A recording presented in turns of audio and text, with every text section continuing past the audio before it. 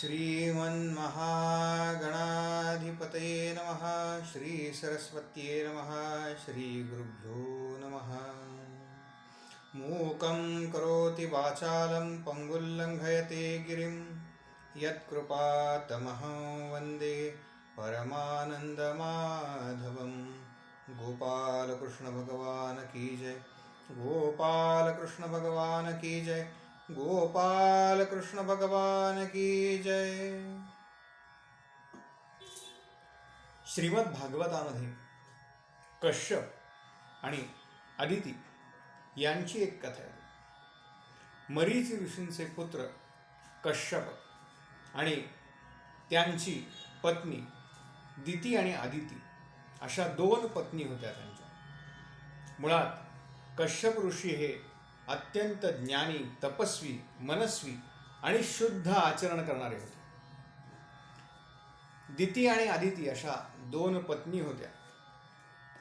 दिती या नावावरूनच आपल्याला लक्षात येतं की जिच्या मनामध्ये सतत दुमत चालू आहे, म्हणजे हे करावं का ते करावं, अशा दोन भावना आपल्या मनामध्ये चालू असतात आणि जिच्या मनामध्ये अशा भावना प्रबळ आहेत तिला दिती म्हटलेलं आहे।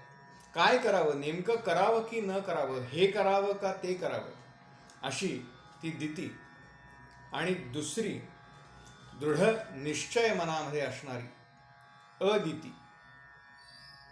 या दितीची आणि कश्यप ऋषींची कथा आपण या भागामध्ये ऐकणार आहोत। एका संध्याकाळी कश्यप ऋषी आपलं स्नान, त्रिकाल स्नान सांगितलंय, ते स्नान संध्या आदी कर्म करण्यासाठी म्हणून तयार होत होते। स्नान झाले होतं आणि संध्येला आता बसणार, त्याच वेळेला दिती तिथे आली आणि या दितीनं कश्यप ऋषींकडे आपली जी भावना आहे, काम भावना, ती प्रगट केली। ऋषींनी तिला सांगितलं की ही जी संध्याकाळची वेळ आहे, ह्यावेळी अशा गोष्टी करू नये, कारण या वेळेला शिवगण हे फिरत असतात। ह्याला अत्यंत शुभ काळ सांगितला आहे। सांज वेळ, संध्याकाळ हा अत्यंत शुभ सांगितला आहे। या वेळेला आपण म्हणतो की दिवे लागणीच्या वेळेला देवाचं काहीतरी म्हणावं, तेव्हा अशा प्रकारे तू भगवंतांचं स्मरण कर, नामस्मरण कर, काही देवाचं पाठ कर आणि ज्या वेळेला रात्र होईल त्यावेळेला मी तुझी जी कामना आहे ती पूर्ण करेन। परंतु दिती जी आहे ही अत्यंत कामातूर झाली होती असा उल्लेख आहे आणि आपल्या सगळ्यांना माहिती आहे, कामातुराणाम न भयम न लज्जा। तिनं पुन्हा ऋषींकडे हट्ट धरला की आपण माझी जी काम वासना आहे ती पूर्ण करावी आणि ऋषींनी तिची काम वासना पूर्ण केली आणि त्याच्यानंतर तिला पश्चाताप झाला। ऋषींनी तिला आधी सांगितलं होतं की तू या पद्धतीनं, ही वेळ योग्य नाही आहे, परंतु तिनं याचना केली, ऋषींनी ती पूर्ण केली आणि त्याच्यानंतर तिला पश्चाताप झाला। पण आता कृती घडून गेली होती, तेव्हा पश्चाताप करून काही उपयोग नव्हता। तिनं केलेल्या कृत्याबद्दल ऋषींची क्षमा मागितली, म्हणाली मला माफ करा, मी असं करायला नको होतं, तुम्ही मला अनेक वेळेला समजावून सांगितलं पण मी तुम्हाला नको असलेली गोष्ट करायला भाग पाडलं, तेव्हा मला तुम्ही क्षमा करा।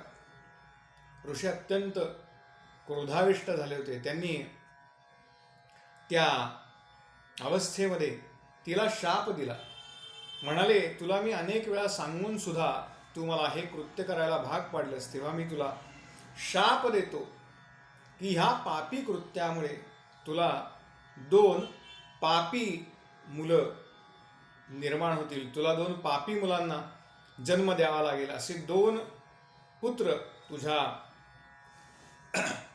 उदरामध्ये प्रवेश करतील की जी संतती पुढे पापी होईल, सगळ्या जगाला त्रास देतील।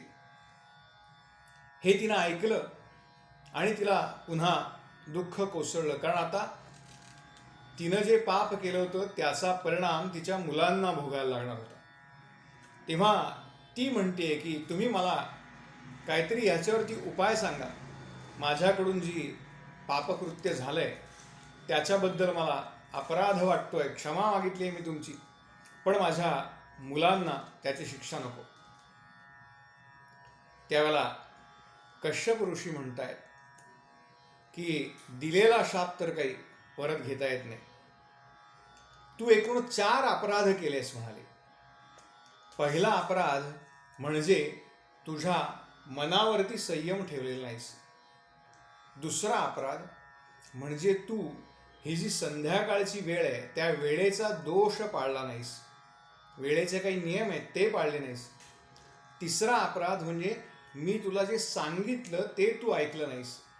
आणि चौथा अपराध, मी तुला सांगितलं की ही जी वेळ आहे ती शिवगणांची फिरायची वेळ आहे, तेव्हा तू देवतांचा देखील अपमान केलायस. एक वेळ तू माझा जो अपराध केलायस त्या अपराधातून मी तुला क्षमा करीन, पण बाकीच्या अपराधाचं जे फल आहे ते तुला भोगावंच लागेल. म्हणून तुला आत्ता किती जरी पश्चाताप झाला तरी तुला अशाच पद्धतीनं वागणारे 2 पुत्र होतील. ती म्हणाली मी पुन्हा पुन्हा तुमची क्षमा मागते, तुम्ही मला काहीतरी उशाप द्या, काहीतरी वरदान द्या. तेव्हा कश्यप म्हणतायत की जरी तुझे पुत्र हे अशा प्रकारचे दैत्य कुळामधले राक्षस होतील तरी सुद्धा मी तुला एक वरदान देतो की तुझा नातू हा भगवत भक्त होईल, महान पराक्रमी होईल आणि तुझे हे 2 पुत्र आहेत त्यांना प्रत्यक्ष भगवान महाविष्णूंकडून ते मुक्त होतील, म्हणजे त्यांचा अंत भगवान महाविष्णू करतील. हे दितीनं ऐकलं आणि तिला बरं वाटलं. एका अर्थाने तिच्या मनाचं थोडंसं समाधान झालं की जरी माझ्या पुत्रांना माझ्या पोटी असुर जन्माला आले तरी माझा जो नातू आहे तो महान भगवत भक्त होईल. सनक, सनंदन, सनातन आणि सनत कुमार या चौघांना मिळून सनत कुमार असं म्हणतात. यांच्या शापामुळे पृथ्वीवरती जन्म घेणारे असलेले जय आणि विजय हे या दितीच्या पोटी पुत्र म्हणून जन्माला आले. आता या सनत कुमारांनी जय विजयांना शाप का दिला होता ती कथा आपण पुढच्या भागात बघणार आहोत. अशाच भागवत पुराणातल्या विविध कथा ऐकण्यासाठी अधिकाधिक सज्जन शक्तीपर्यंत या कथा जाव्यात यासाठी आपण या चॅनलला लाईक करा, सबस्क्राईब करा आणि आपल्याला जर या कथा आवडत असतील तर आपल्या आप्तेष्टांपर्यंत पोहोचवण्यासाठी अधिकाधिक शेअर करा. तोपर्यंत गोपाल कृष्ण भगवान की जय, गोपाल कृष्ण भगवान की जय, गोपाल कृष्ण भगवान की जय.